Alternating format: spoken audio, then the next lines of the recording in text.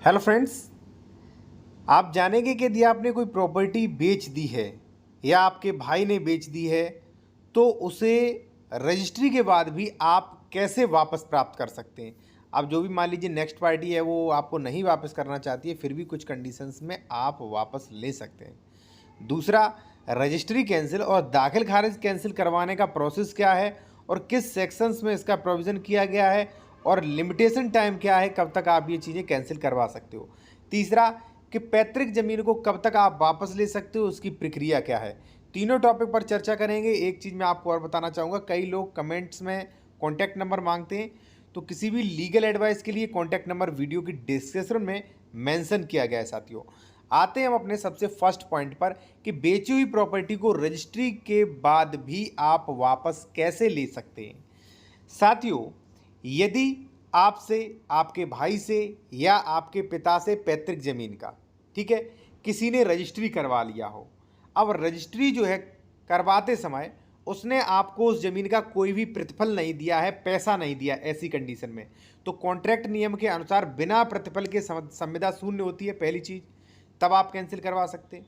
दूसरा है कि अगर मान लीजिए किसी पक्ष ने आपके भाई या मान लीजिए किसी भी व्यक्ति से दबा के, धमका के या नशे में करके उसने प्रॉपर्टी नाम करा ली है, खरीद ली है, रजिस्ट्री करवा ली है, तो ऐसी कंडीशन में भी आप जो है प्रॉपर्टी वापस ले सकते हैं, ठीक है। या मान लीजिए उसने जो है गलत तरीके से किसी दूसरे व्यक्ति से रजिस्ट्री करवा ली है, ठीक है, तो ऐसी कंडीशन में भी आप वो ज़मीन वापस ले सकते हैं, ठीक है। भले आपका कब्जा हो, लेकिन रजिस्ट्री कैंसिलेशन करवाना बेहद ज़रूरी। अब आपको अगर प्रॉपर्टी वापस लेनी है तो जो प्रक्रिया है वो कर चुका है, जैसे मान लीजिए हो सकता है उसने रजिस्ट्री करवा ली हो सकता है उसने दाखिल खारिज यानी कि म्यूटेशन करवा लिया हो, तो वो सारी चीज़ें आपको कैंसिल यानी कि रद्द करवानी पड़ेंगी, तो उसका भी मैं बात करूंगा। तो मैंने आपको क्या बताया, कितनी कंडीशंस में साथियों आप प्रॉपर्टी वापस ले सकते हो। मान लीजिए आपका कोई भाई है, वो मानसिक रूप से सही नहीं है, ठीक है, या मान लीजिए कम पढ़ा लिखा किसी ने भ्रमपूर्वक से या बिना पैसे देकर, ठीक है,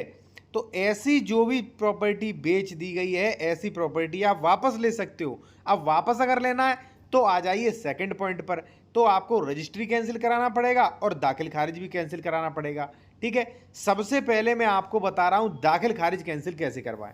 देखिए साथियों, जैसे मान लीजिए 1 जनवरी को आपके भाई ने या किसी व्यक्ति ने प्रॉपर्टी की रजिस्ट्री कर दी, आपको पता चला 10 जनवरी को, ठीक है, करे ये प्रॉपर्टी तो भाई बेच दी, आपको लगा बहुत नुकसान होगा, ये प्रॉपर्टी किसी भी कीमत पे हमें वापस लेनी है, तो आप क्या करिए कि 35 दिन का समय होता है दाखिल खारिज। तहसीलदार के यहाँ दाखिल खारिज की एक तारीख लग गई होगी ऑटोमेटिक, 35 दिन के अंदर जो है आप उस पर ऑब्जेक्शन करें। अब मैं एक बात बता दूं कि इस मैटर पे लीगल एडवाइस के लिए या आप ऑब्जेक्शन कैसे करें उसकी जो है पूरा प्रारूप भी ले सकते हैं पीडीएफ के रूप में, ठीक है। कॉन्टैक्ट नंबर वीडियो की डिस्क्रिप्शन में दिया गया है, तो आप बकायदा लिख के महोदय फलानी जो रजिस्ट्री फलानी संख्या जो हुई है, ठीक है, वो रजिस्ट्री गलत है, ठीक है, किसी अन्य व्यक्ति को खड़ा करके रजिस्ट्री करवा ली है, मान लीजिए बिना पैसे देकर करवा ली है, कृपया इस दाखिल खारिज पे आपत्ति करने का अवसर दें, तो उस पर ऑब्जेक्शन लग जाएगा, दाखिल खारिज वहीं रुक जाएगा। अगर मान लीजिए दाखिल खारिज हो भी चुका है तो भी आपको कोई टेंशन लेने की जरूरत नहीं, दाखिल खारिज हो भी चुका है तो वो भी कैंसिल हो सकता है,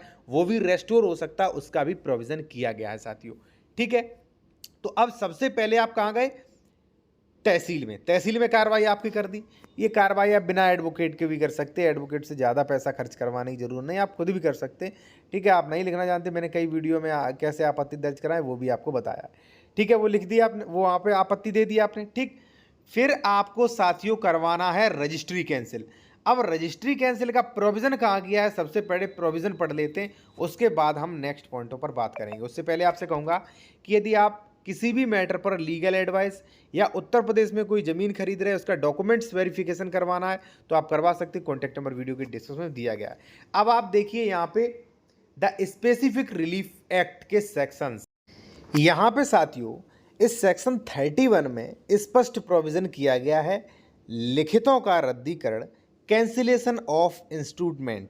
ठीक है। कब लिखित लिखित कई प्रकार की होती है। मान लीजिए कोई एग्रीमेंट हो चुका है, आपको लगता है गलत एग्रीमेंट होगा, इसे कैंसिल करवाना ज़रूरी है, या आपसे कोई पावर ऑफ अटॉर्नी हो गई है उसे आपको कैंसिल करवाना है, कोई वसीयत हो गई है आपसे उसे कैंसिल करवाना है, ठीक है, कोई दान पत्र, कोई रजिस्ट्री हो गई, यानी कि कोई भी रजिस्ट्रीकृत लिखित इंस्ट्रूमेंट आपको कैंसिल करवाना है तो 31 प्रोविज़न करता है। अब सेक्शन 31 प्रोविज़न क्या करता है वो आप देख लीजिए। कब रद्दकरण का आदेश दिया जा सकेगा, ठीक है, कब उस कैंसिलेशन का आदेश दिया जा सकेगा, इसमें स्पष्ट प्रोविज़न किया गया साथियों, कोई व्यक्ति जिसके विरुद्ध कोई लिखित या शून्यकरण हो और जिसको यह युक्त आशंका हो, यह आपको पूरी आशंका है कि अगर ये रजिस्ट्री या मान लीजिए लिखित कैंसिल नहीं करवाई गई, ऐसे ही छोड़ दी गई,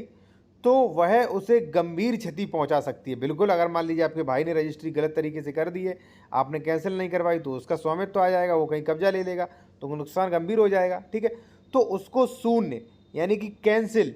या कैंसिलेशन न्याय निर्णित कराने के लिए वाद ला सकेगा, आप केस ला सकते हो, ठीक है। और न्यायालय स्वविवेक, अपने विवेक से, आप मान लीजिए बहस होगी, पूरा प्रोसेस चलेगा और वो सेटिस्फाइड हो जाता तो वो अपने स्वविवेक से उसे ऐसा न्याय निर्णित कर सकेगा,